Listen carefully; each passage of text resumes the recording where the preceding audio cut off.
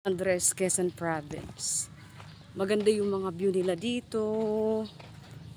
Tapos maganda, libre lahat pagkain. Breakfast, lunch, tsaka dinner.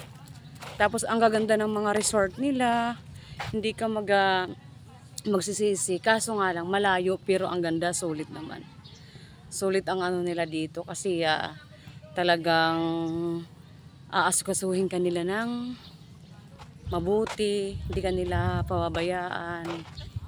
Basta lahat-lahat sa kanila na wala ka nang maproblemahin kundi ang pagpunta na lang dito.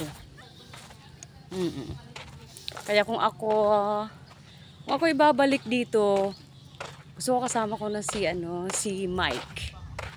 Kasi maganda dito mahilig siya sa beach. Sunod, Surigao. See you, Surigao.